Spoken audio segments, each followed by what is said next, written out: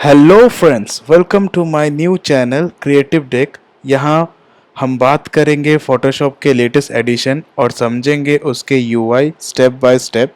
सो जो भी फोटोशॉप सीखना चाहता है उसके लिए बेसिक लर्निंग क्लासेस हैं।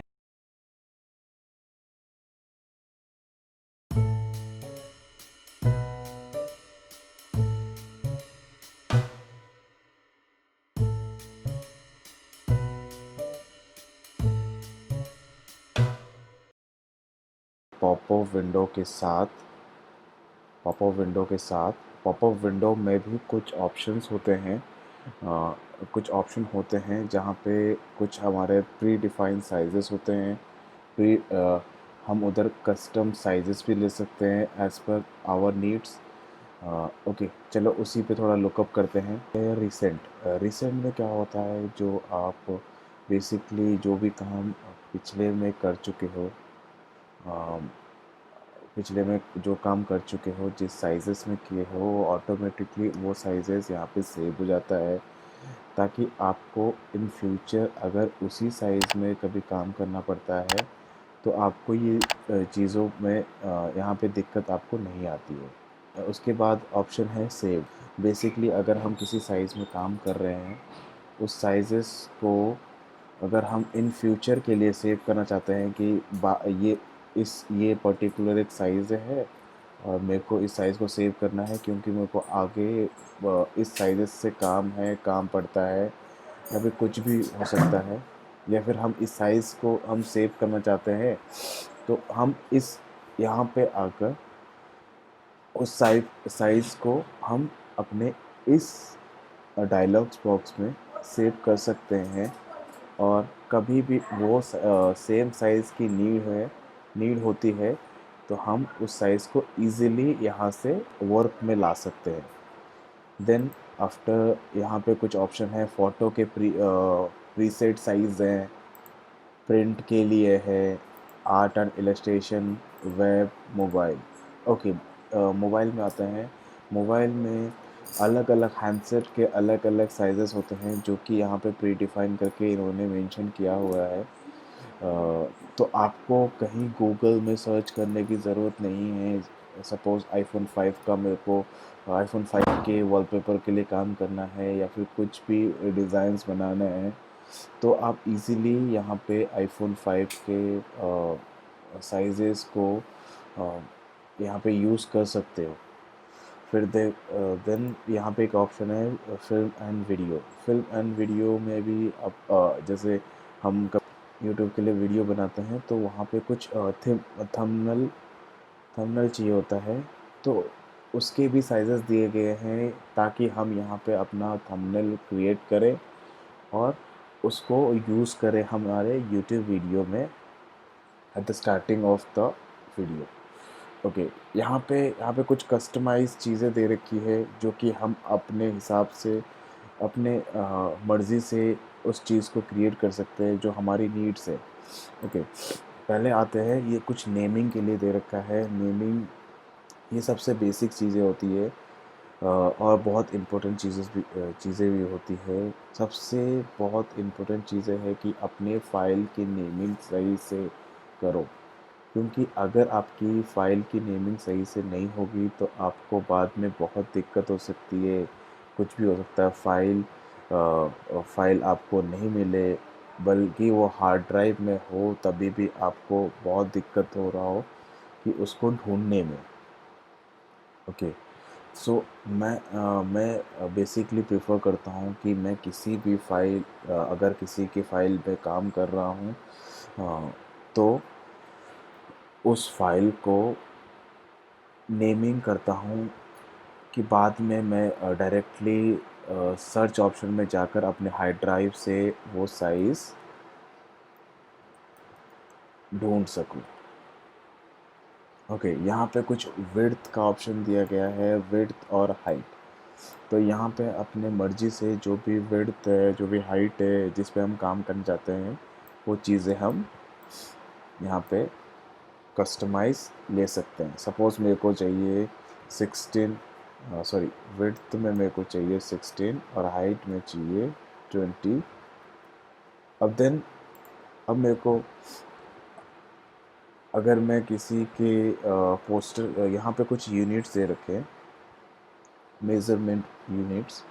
सो यहाँ पे हम सेलेक्ट कर सकते हैं हमें इंचेस में चाहिए या सेंटीमीटर में या मिलीमीटर में या पॉइंट्स में, पिक्स में, जिस जिस यूनिट में चाहिए हम उस यूनिट्स को यहाँ पे सेलेक्ट कर सकते हैं अपने नीड्स के अकॉर्डिंग। तो यहाँ पे दो तरीक़ा का ओरिएंटेशन होता है, एक हॉरिजॉन्टली, एक वर्टिकल, वर्टिकल और horizontal. Okay, after that resolution की बात आती है। जब हम सबसे मेन चीज़ रेजोल्यूशन की बात आती है जब हम किसी वेब के लिए काम करते हैं। बेसिकली हम किसी वेब के लिए काम करते हैं तो हमें रेजोल्यूशन की ज़रूरत पड़ती है 72। हम 72 से 100 के बीच में रेजोल्यूशन ले सकते हैं अगर हम वेब के लिए किसी के काम कर रहे हैं। अगर फर्दर हम किसी प्रिंट मीडिया के लिए काम कर रहे हैं या कोई फाइल काम कर रहे हैं जिसको प्रिंट होना है, तो हम वहाँ पे अप टू 300 ले सकते हैं। ओ बेस्ड ऑन नीड्स, ठीक है। उसके बाद कुछ कलर मोड दे रखे हैं, वही सेम चीज़ कि अगर हम वेब के लिए काम कर रहे हैं तो RGB, अगर हम प्रिंट के लिए काम कर रहे हैं सो CMYK। तो यहाँ पे बाइट्स कुछ दे रखा है, you can choose any of the bytes 1632 as per your needs.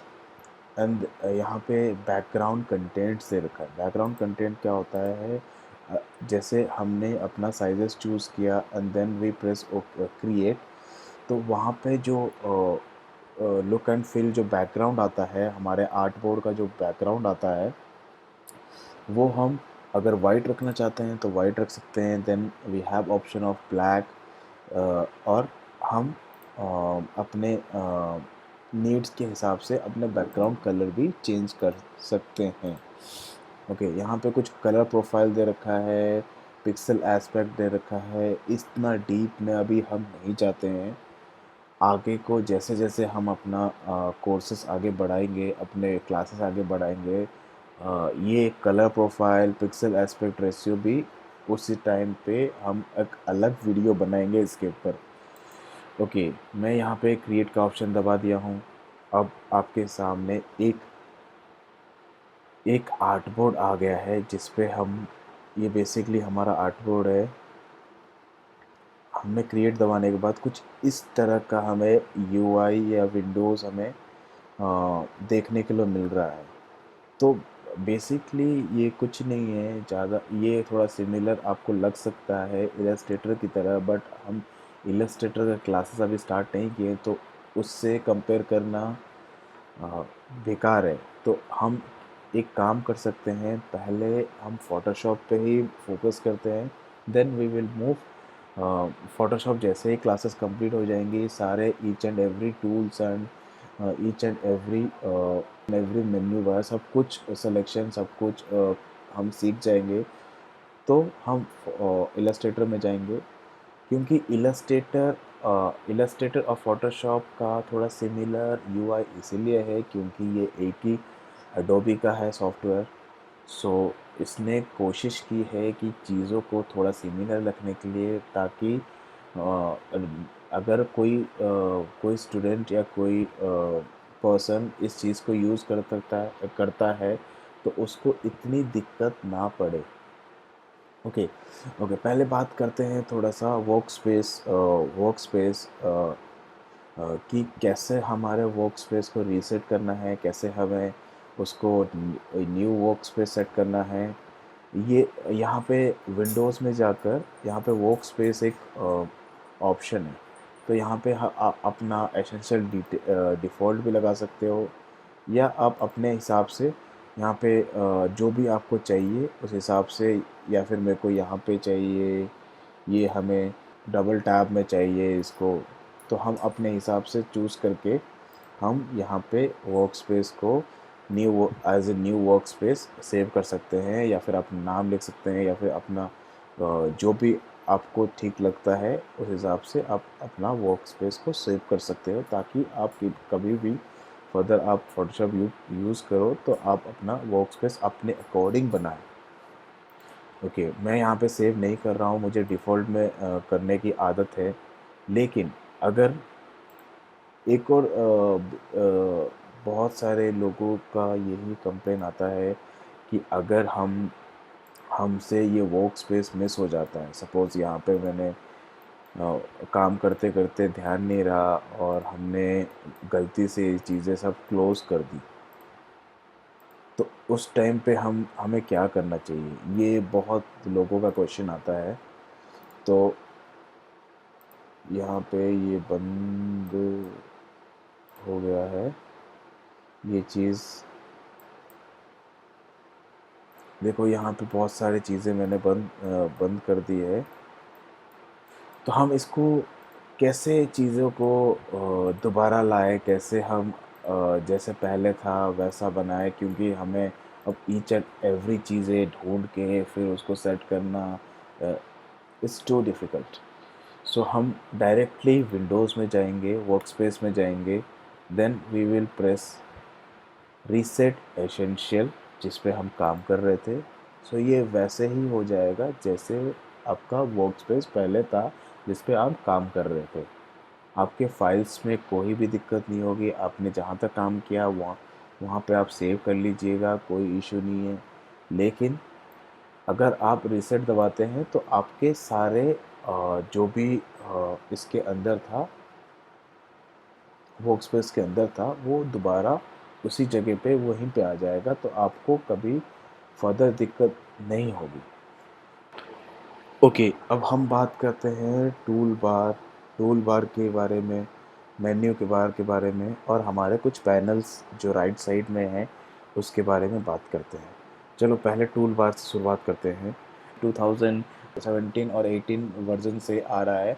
अगर हम किसी टूल बार के ऊपर अपना कर्सर लेकर जाते हैं तो यहाँ पे कुछ छोटा सा लर्निंग क्लिप्स आता है, छोटा सा लर्निंग क्लिप आता है जिससे हमें पता चलता है कि हम उस क्लिप में बेसिकली हम उस क्लिप में अपना उस टूल से क्या काम करते हैं। तो ये कुछ छोटा सा लर्निंग क्लिप यहाँ पे इस कर्सर ले जाने पे ही आता है। यूजिंग फोटोशॉप, पहली तो चीज़ ये है रास्टर बेस्ड सॉफ्टवेयर। सो इसमें अपना साइज़ पहले से ही कंफर्म कर ले। अगर आप किसी फ्रीलांसिंग के लिए काम करते हैं तो अपना साइज़ पहले से ही अपने क्लाइंट से पता करके कंफर्म कर ले, क्योंकि इन फ़ोटोशॉप में क्या होता है कि हम अगर सपोज़ हमने गलत साइज़ेस में बना दिया और अगर हम उसको किसी और साइज़ेस में लेके जाते हैं तो आपका आर्ट वर्क ख़राब हो जाएगा, आपके इमेजेस ख़राब हो जाएंगे, वो पिक्सलेट होने लग जाएंगे। तो बेटर है कि आप पहले से अपना साइज़ पता करें, देन आप अपना फर्दर काम करें। पिछले सीक्वेंस में मिस कर दिया था, यहाँ पे सीक्वेंस में मिस कर दिया था, तो वो चीज़ एक बार आपको बता देता हूँ, आपकी नॉलेज में ले आता हूँ। जब हम न्यू पे क्लिक करते हैं तो कुछ इस तरह का पॉप अप विंडो आपके सामने आता है। ये तो मैंने आपको बता दिया था, लेकिन मैंने आपको आर्ट बोर्ड के बारे में नहीं बताया था। आर्ट बोर्ड में क्या होता है, आर्ट बोर्ड में क्या होता है, अगर हम इस पे चेक चेक कर देते हैं इस आर्ट बोर्ड में और क्रिएट के ऑप्शन पे क्लिक करते हैं, हमें कुछ इस तरह से आर्ट बोर्ड लिखा हुआ दिखता है। कुछ इस तरह से आर्ट बोर्ड लिखा हुआ दिखता है। ये कुछ नया ऑप्शन है, ये 2017 के नीचे सॉफ्टवेयर्स में नहीं है। अगर आपको आपके पास सीसी 2018 या उससे अपग्रेडेड नहीं है तो आप प्लीज़ अडोबी के साइट पे जाइए, वहाँ से एटलीस्ट ट्रायल वर्ज़न डाउनलोड करके देखिए। सो आपको थोड़ा सा बेसिक चीज़ें पता चल जाएंगी, बेसिक नॉलेज हो जाएगा। यहाँ पे अपना आर्ट वर्क को ऐड कर सकते हैं अपने रिक्वायरमेंट के हिसाब से, जैसा भी आपका रिक्वायरमेंट है। यहाँ पे आप देखोगे कि यहाँ पे जैसे हमने आर्ट बोर्ड पे क्लिक कर दिया तो यहाँ पे कुछ इस तरह सा आपको पैनल दिखेगा, एक लेयर का पैनल, एक आर्ट बोर्ड का आर्ट बोर्ड 1 का पैनल। अगर सो अभी इस पे काम करते हैं। थोड़े शॉर्टकट्स बता देता हूँ। अगर हमें अपने कैनवस को, अपने आर्टवर्ड को ज़ूम आउट ज़ूम इन करना है, सो आप कंट्रोल कंट्रोल ऑल्ट से और स्क्रॉल करके, माउस स्क्रॉल करके आप ज़ूम इन ज़ूम आउट कर सकते हो। पहली चीज़ तो हमें ध्यान रखना पड़ेगा। और सेकंड जो चीज़ें हैं वो बहुत बेसिक चीज़ें हैं, मैं आपको बता देता हूँ। वो बहुत बेसिक चीज़ें हैं। तो क्या होता है कि जब हम एक्चुअल में फ़ोटोशॉप शुरू करते हैं, फ़ोटोशॉप, इलस्ट्रेटर, इनडिज़ाइन, ये कुछ बेसिक सॉफ्टवेयर है जो हम डेली लाइफ में यूज़ करेंगे। अगर आप डिज़ाइनिंग के लाइन डिज़ाइनिंग आपका करियर है तो एक चीज़, जैसे हम, ये कुछ आपको पेज टाइप का दिख रहा है, ये कुछ आपको वाइट शीट टाइप का दिख रहा है। इसमें अगर हम फ़ोटोशॉप में करते हैं तो इस चीज़ को हम बोलेंगे कैनवस। इस शीट को हम बोलेंगे कैनवस। अगर हम वही चीज़ हम इलस्ट्रेटर में यूज़ कर रहे हैं तो हम उस चीज़ को नाम देते हैं आर्टबोर्ड, क्योंकि हमें वहाँ पे समथिंग डिज़ाइन करना पड़ता है, पेंट करना पड़ता है। यहाँ पे कैनवस इसीलिए बोला गया है, डिजिटल पेंटिंग में अपना पोर्ट्रेट बनाना, मतलब इसलिए हम इस चीज़ को नेम देते हैं कैनवस। इलस्ट्रेटर में अगर वही शीट को हम नेम देते हैं आर्टबोर्ड। अगर वही चीज़ हम इनडिज़ाइन में देखेंगे, जब हम इंडिया स्टार्ट करेंगे, वही चीज़ वही शीट देखेंगे तो हम उसको नाम देते हैं पेज। पेज इसीलिए देते हैं क्योंकि हम इनडिज़ाइन में जो भी काम करते हैं वो बुक से रिलेटेड काम है, वो किताब से रिलेटेड काम है।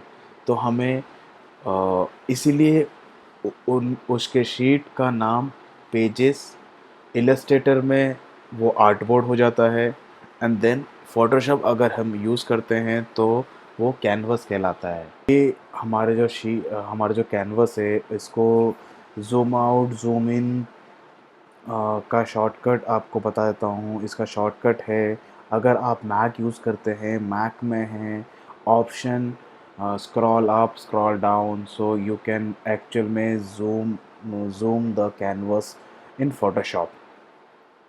अभी हम फ़ोटोशॉप की बात करेंगे, बाकी इलस्ट्रेटर और इनडिज़ाइन में नहीं जाएँगे, ज़्यादा कन्फ्यूज़ नहीं करेंगे लोगों को। और अगर आप विंडो यूज़ करते हैं तो वहाँ पे भी ऑल्ट को प्रेस करके then you can scroll up scroll down, so you can actually, आपको पता चलेगा कि ज़ूम आउट ज़ूम इन जो आपका कैनवस है, आपके विजिबिलिटी के अकॉर्डिंग आप अपना ज़ूम आउट ज़ूम इन कर सकते हैं। ओके, मैं जल्दी से कुछ आपको टूल एक्सप्लेन कर देता हूँ। उससे पहले एक चीज़ बता देता हूँ। यहाँ पे कुछ छोटा सा पैनल दिख रहा होगा। जब आप अपना कैनवस सेलेक्ट करोगे, कस्टमाइज साइज़ डाल के सेलेक्ट करोगे तो वहाँ पे कुछ छोटा सा एक पैनल दिख रहा होगा। छोटा सा पैनल में आपको क्या मेंशन रहता है, फर्स्ट तो हमारा जो नेमिंग कन्वेंशन देते हैं वो मेंशन होता है। देन एट द रेट, हमारा कितना परसेंट है, कितने परसेंट हमने ज़ूम किया हुआ है चीज़ों को, कितना परसेंट ज़ूम डाउन किया गया है, वो चीज़ें यहाँ पे दिखती है। बेसिकली अगर हम ज़्यादा ज़ूम करेंगे तो भी, अगर कोई फ़ोटो है उसको ज़्यादा ज़ूम करेंगे तो भी दिक्कत है, कम ज़ूम करेंगे तो हमें पिक्सल्स का पता नहीं चलेगा। ये बेसिकली रास्टर बेस्ड सॉफ्टवेयर है, तो यहाँ पे मेन इसका मेन पर्पस है पिक्सल पे, हर पिक्सल को जोड़ जोड़ के वो एक फ़ोटो क्रिएट करता है। बॉडी में होता है जैसे हमारे बॉडी में होता है कि ईच एंड एवरी सेल्स मिल के एक स्किन तैयार होती है, बॉडी तैयार होती है। वैसे ही वैसे ही इसमें फ़ोटोशॉप में ईच एंड एवरी पिक्सल को जोड़ जोड़ के पूरा एक पोर्ट्रेट या फिर पूरा एक आर्टवर्क तैयार होता है। तो यहाँ पे अगर आप इस चीज़ को ज़ूम परसेंटेज को आप एक्चुअल में देखना चाहते हो कि मेरा आर्टवर्क सही है कि नहीं, तो आप डायरेक्टली डायरेक्टली आप 100% पे 100% पे देखना, 100% पे देखोगे तो आपको चीज़ें बिल्कुल क्लियर एंड आपको क्लियर पता चलेगी कि कैसा मेरा आर्टवर्क बना है, वो ज़्यादा पिक्सेलेट तो नहीं है, ख़राब तो नहीं है। ओके, देन छोटा सा दो दो टूल के बारे में मैं थोड़ा सा एक्सप्लेन कर देता हूँ, और थोड़े से जैसे यहाँ पे एक टूल है, एक तो हो गया मूव टूल, और एक हो गया आपका रेक्टेंगल मार्क्यू टूल। सो इसमें क्या मूव टूल में क्या है, जब तक आप अपने लेयर्स में हर लेयर्स को अलग अलग सैग्रीगेट नहीं करोगे, हर लेयर्स में अलग अलग काम नहीं करोगे। सपोज हमने एक फेस बनाया है जिसमें अलग आँख है, अलग नाक है, अलग अलग लेयर पे आपने, एक लेयर पे आपने आंखें रख दी, एक लेयर पे नाक रख दिया, एक में मुंह रख दिया, तो यू कैन इजीली उसको मूव कर सकते हो इस टूल से, मूव टूल से। मैं आपको छोटा सा एग्जांपल दे देता हूँ। सपोज़ मैंने ये पहला लेयर है मेरा, और मैंने यहाँ पे कुछ सिलेक्शन ले लिया और इसको मैंने फिल कर दिया। फिर वो वही चीज़ ये सपोज़ वही चीज़ मैंने एक और सिलेक्शन लेकर वही चीज़ मैंने एक और सिलेक्शन लेकर अलग लेयर में उसको मैंने फिल कर दिया। सो अब यहाँ पे मेरे पास ऑप्शन है कि मैं चीज़ों को मूव कर सकता हूँ, चीज़ों को जहाँ पे रखना है। सपोज़ मेरे को अगर ये ब्लैक शेड यहाँ पे, ब्लैक रेक्टेंगल यहाँ पे रखना है और ये यहाँ पे रखना है, तो मैं इजीली उस चीज़ को मूव कर पा रहा हूँ अपने टूल से, इजीली मूव कर पा रहा हूँ। लेकिन अगर वही चीज़ हमारे एक ही सपोज़ मेरा एक ही लेयर में मैंने दो क्यूब यूज़ कर लिए, दो दो स्क्वायर्स में मैंने कलर्स फिल कर लिए। अब मैं चाहता हूँ कि मैं इस चीज़ को मूव करूँ, मूव टूल से इस बॉक्स को हम मैं उठा के इधर रखूँ, तो नहीं हो पाएगा, क्योंकि आपको हर चीज़ के लिए, अगर आप उस चीज़ को मूव करना चाहते हो इन फ्यूचर, तो आपको हर चीज़ के लिए अलग अलग लेयर पे काम करना होगा।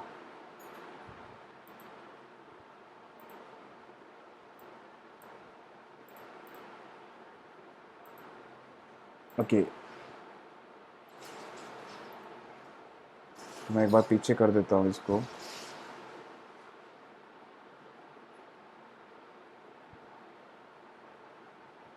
काम करना होगा। सो आप कोशिश करिए कि आप कुछ भी आर्ट वर्क बनाते हैं तो उसका ईच एंड एवरी चीज़ें अलग अलग लेयर्स पे हो, ताकि आपको बाद में उसको मूव करने में दिक्कत ना हो। ओके, अब बात करते हैं marquee tool, rectangle marquee tool. Actually rectangle marquee tool, यहाँ पे चार ऑप्शन मिलते हैं। आप जब इस पर क्लिक करोगे तो आपके पास चार ऑप्शन है। एक तो रेक्टेंगल मार्क्यू टूल, एक एलिप्टिकल मार्केट टूल, एक single row marquee tool, single column marquee tool. So आप सब एक चीज़ आपको समझा देता हूँ, तो आपको ज़्यादा दिक्कत नहीं होगी उस चीज़ों में। तो सपोज़ मैंने यहाँ पे एक रेक्टेंगल मार्केट टूल से एक रेक्टेंगल बना लिया। अब मैं जो भी अगर मैं ब्रश लेकर यहाँ पे मैं कुछ आर्टवर्क बनाना चाहता हूँ, तो मेरे आर्टवर्क उसी बॉक्सेस के अंदर आएंगी, उसी बॉक्सेस के अंदर ये फिल होंगी। जब तक आपका ये डॉटेड लाइन ब्लिंक होते रहेगा, तब तक ये चीज़ें वहीं पे ही क्रिएट होते रहेगी। अगर आप मैंने डीसेलेक्ट कर दिया, तो अब जाकर मैं बाहर कर सकता हूँ, लेकिन जब तक ये सिलेक्शन है, मैं बाहर कहीं पे भी अपना ब्रश नहीं चला सकता हूँ, कहीं पे भी अपना ब्रश नहीं चला सकता हूँ। तो आपको समझ में आ गया कि रेक्टेंगल मार्केट टूल क्या है, कैसे इसका वर्क है। वैसे ही इसका एलिप्टिकल मार्केट टूल का भी सेम रोल है, सिंगल, लेकिन ये थोड़ा सा ओवल शेप में आपको एक सिलेक्शन एरिया दे देता है कि वहीं पे आप ये लीजिए, ये आपका एरिया है, आप इससे बाहर नहीं जा सकते। ठीक है। वैसे ही एक चीज़ मैंने मिस कर दिया है एट लास्ट, यहाँ पे आर्ट बोर्ड टूल है सिलेक्शन टूल में। इसमें क्या होता है ये हम आगे क्लास में समझेंगे, अभी इसके बारे में बात करके आपको ज़्यादा कंफ्यूज नहीं करूँगा। Okay, next move to this tool, lasso tool. Lasso tool क्या है, मैंने जैसे ही कर्सर वहाँ पे लेकर गया अपने लासो टूल पे, तो हमें कुछ इस टाइप का पॉपअप दिख रहा है, स्मॉल क्लिप दिख रहा है कि कैसे क्या काम करता है ये चीज़। अगर सपोज़ मैं गूगल में जाकर एक इमेज चूज़ कर लेता हूँ, सपोज़ फ्लावर, और मुझे उसका सिलेक्शन लेना है।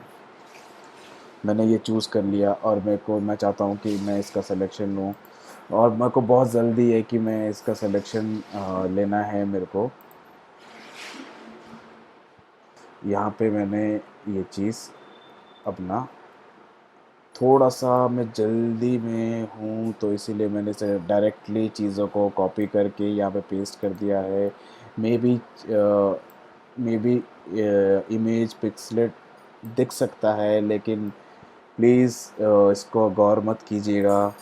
अब ये लासो टूल का यूज़ करेंगे। इसमें क्या होता है कि अगर आप कोई फ्री हैंड सिलेक्शन करना है तो आप जल्दी से इसको अपने तरीके से फ्री हैंड सिलेक्शन कर सकते हैं लासो टूल के।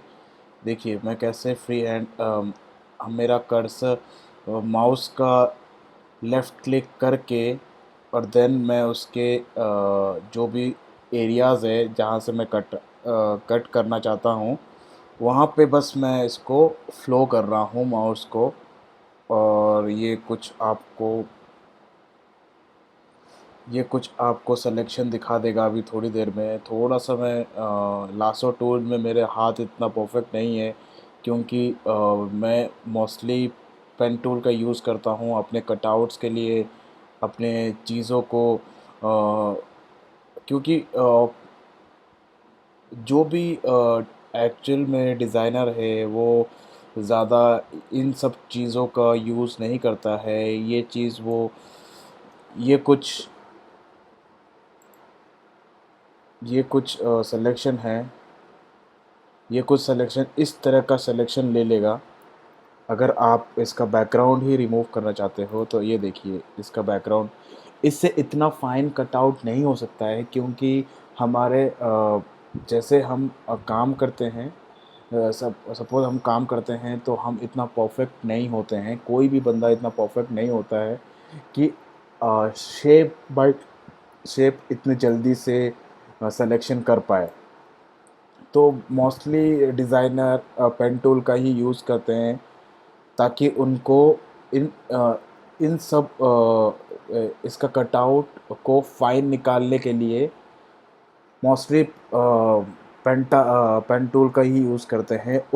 ओके, अब हो गया ये लासो टूल। लासो टूल तो एक फ्री हैंड टूल है, जिसे हम फ्रीली हम शेप के एजेस पे चलाएंगे तो वो अपना कटआउट दिखा देगा एट द एंड ऑफ दो पॉइंट्स रिलेट करता है, तब जाके वो एक कटआउट सिलेक्शन दिखा देता है। ओके, ये तो हो गई हमारी lasso tool. Polygonal lasso tool, ये किस तरह से काम करता है पॉलीगोनल, इस पे क्या होता है कि हर एजेस पे जाके आपको क्लिक करना पड़ता है अगर कोई भी सिलेक्शन लेना है। जैसे यहाँ पे गया, मैं ये क्लिक किया, क्लिक करके ही आपको सिलेक्शन बनाना पड़ता है। तो ये भी इतना फाइन नहीं है, क्योंकि इसके राउंडेड शेप नहीं आते हैं, ये बिल्कुल फ्लैट फ्लैट सीधा सीधा चलता है। तो इसके लिए भी मैं ज़्यादा यूज़ नहीं करता हूँ, इसका यूज़ नहीं करता हूँ वाइल कटआउटिंग। बट एक और बहुत बहुत बेहतरीन चीज़ें हैं इसमें। मैग्नेट लासो टूल का क्या काम है, ये बेसिकली क्या करता है, जो भी एजेस होता है उसके पास अगर आप लेकर जाओगे कर्सर को, तो अपना आप एजेस सेलेक्ट कर लेता है। ये एक मीन्स अगर किसी को आपको बहुत जल्दी से कट आउट करके देनी है तो ये एक बेस्ट टूल है कि आप इसका यूज़ कर सकते हैं। बट मैं अपने एक्सपीरियंस अपने प्रेफरेंस से बताऊंगा कि इसका यूज़ ना करें। ये इतना फाइन कटआउट नहीं दे पाता है जितना आप पेन टूल से कटआउट कर सकते हो। ये देखिए कुछ कुछ एजेस छूट जाते हैं हमारे। मैं अभी आपको दिखा देता हूँ। ये कुछ कुछ एजेस हमारे छूट जाते हैं। सपोज़ देखो ये इतना फाइन कटआउट नहीं कर सकता है जितना आप पेन टूल कर सकते हैं। तो ये कंपेयर प्लीज़ कंपेयर मत करना कि पेन टूल सही है ये सही नहीं है। मैं एक बेसिक चीज़ें बता रहा हूँ। बेसिक्स टूल से स्टार्ट किया हूँ और एडवांस लेवल तक जाऊँगा, क्योंकि बेसिक अगर जब तक हमें बेसिक चीज़ें नहीं पता है हम एडवांस लेवल पे नहीं जा सकते हैं। वैसे ही जैसे अपने ग्रोथ के लिए कोई भी जैसे हम अपने बचपन में हम फर्स्ट क्लास जाते हैं, सेकंड क्लास जाते हैं, थर्ड क्लास जाते हैं, वैसे ही ये क्लास बाय क्लास या स्टेप बाय स्टेप चीज़ें हैं। तो हम अच्छा है हमारे नॉलेज के लिए। ओके, अब बात करते हैं ये कुछ मैजिक बैंड टूल। इसमें दो ऑप्शन मिल जाते हैं आपको, एक क्विक सिलेक्शन टूल, एक magic band tool. Quick selection tool क्या होता है? ये आपका सपोज़ आपका अगर किसी फ़ोटो में बैकग्राउंड सेलेक्ट करना है या फिर कोई भी सेम कलर का कोई भी चीज़ें सेलेक्ट करनी है, तो ये क्या करता है कि आप उस बैकग्राउंड के आसपास इसको लेकर जाइए और ये आपको उस कलर से रिलेटेड या उस चीज़ें उस बैकग्राउंड से रिलेटेड चीज़ें आपको सिलेक्शन करके दे देगा। तो आप इजीली आप उसको सेलेक्ट कर सकते हो, सिलेक्शन कर देते हो। बट स्टिल इसका इतना फाइन कटआउट नहीं होता है जितना आप पेन टूल से निकाल सकते हो। बट स्टिल काम चलाऊ है कि आप जल्दी में आपको कुछ कटआउट करना है तो आप वो चीज़ को प्रेफर कर सकते हो। Okay, next magic band tool. Magic band tool का क्या काम है? मैजिक बैंड टूल का काम ये है, जैसे यहाँ पे क्विक सिलेक्शन टूल में हम एक एक सिलेक्शन मतलब मीन्स बैकग्राउंड में उसके बैकग्राउंड के साथ रोल करना पड़ता था। इसमें ऐसा नहीं है। आप जो भी कलर जो भी चीज़ें एक बार सेलेक्ट करोगे वो आप 50% से ज़्यादा वो अपने आप ही सेलेक्ट हो जाएगा। सी 50% से ज़्यादा अपने आप सेलेक्ट हो जाएगा। इफ़ वो फ्लैट बैकग्राउंड है वो खुद ही सेलेक्ट कर लेगा, खुद ही जज करके सेलेक्ट कर लेगा क्या चीज़ सेलेक्ट होना है क्या चीज़ नहीं। स्टिल ये आपको इतना फाइन कटआउट्स नहीं दे सकता है। अ, जैसे कि मैंने आपको पहले भी बताया, फाइन कटआउट नहीं दे सकता है। बट आप अगर जल्दी में देखिए कितना कैसे एजेस इसके शार्प नहीं हैं, एजेस में बैकग्राउंड के चीज़ें मर्ज हैं। तो स्टिल मैं नहीं प्रेफर करूँगा, मैं नहीं बोलूँगा कि ये चीज़ आप प्रेफर। बट एक आइडिया के लिए आप जल्दी में हैं, आपको जल्दी से काम करके देना है, तो ये आपके लिए अगर फ्लैट बैकग्राउंड है, फ्लैट बैकग्राउंड में ये ज़्यादा अच्छा काम करता है। सपोज़ मैं आपको एक फ्लैट बैकग्राउंड गूगल से सर्च करके आपको निकाल के दिखाता हूँ तो आपको ज़्यादा समझ में आएगा। ये सपोज़ एक रोज़ का फ्लैट बैकग्राउंड है, फ्लैट बैकग्राउंड है ये इस टाइप का, कुछ वाइट से रिलेटेड इसका बैकग्राउंड कुछ वाइट है। तो हम चाहते हैं कि अब इसका बैकग्राउंड हमारे सामने, हम उसको रिमूव करना चाहते हैं मैजिक बैंड टूल से। मैजिक बैंड टूल से मैंने सेलेक्ट किया और इसने पूरा बैकग्राउंड सेलेक्ट कर लिया है। एट लास्ट इसे थोड़ा सा इतना फाइन नहीं कर पाया, थोड़ा सा इसने भी ओके ओके। एक और चीज़ मैं आपको बताना चाहूँगा, अगर आपको ऐसा कुछ मिलता है, सी दिस वन, ऐसा कुछ आपको मिलता है और आप चाहते हो कि इस चीज़ को भी ऐड करना, तो यहाँ पे आप जब सेलेक्ट करोगे तो यहाँ पे 4 ऑप्शंस आ जाएंगे। पहला हो न्यू सिलेक्शन का ऑप्शन हो जाएगा। मीन्स इसके अब ये इसको क्लिक करेंगे तो हम एक न्यू सिलेक्शन ले सकते हैं।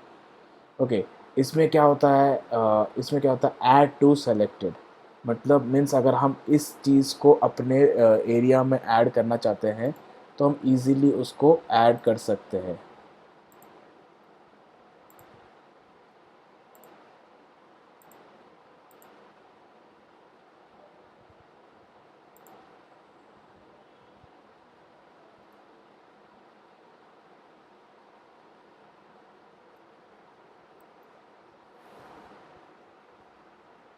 सी इजीली हम इसको ऐड कर लिए अपने सिलेक्शन के अंदर। ओके, उस टाइम पे ये चीज़ क्यों नहीं हो रहा था ये मैं आपको बताता हूँ, क्योंकि उस टाइम पे बाहर का एरिया सिलेक्शन था, तो अगर हम कट आउट करते तो बाहर का अगर हम कट आउट करते तो बाहर का एरिया कट हो जाता। देखिए, रोज़ ही गायब हो जाता, बाहर का एरिया रहता। तो इसीलिए हम उसको इन्वर्स सिलेक्शन कर दिए। इन्वर्स का शॉर्टकट है कंट्रोल शिफ्ट आई। तो इन्वर्स सिलेक्शन इसीलिए उस फिर मैंने यहाँ पे ऐड ऑन करके, अब अगर आप चाहते हो कि कुछ एरिया हटाना तो आप इसको सेलेक्ट कर सकते हो, सब्ट्रैक्ट फ्रॉम द सिलेक्शन। तो ये चीज़ कुछ चीज़ें यहाँ से, अब ये सारी चीज़ें कैसे हट गई आई डोंट नो, बट ये कुछ ऐसा एरिया ले रहा है अब यहाँ से। हाँ, सब इस एरिया को अगर हम डीसेलेक्ट करना चाहते हैं अपने सिलेक्शन से, यहाँ पे डायरेक्टली यहाँ पे हम क्लिक करेंगे, में सेलेक्ट करेंगे, ये लिखिए, ये लीजिए, ये हो गया। यहाँ पे भी करना चाहते हैं तो यहाँ पे भी हम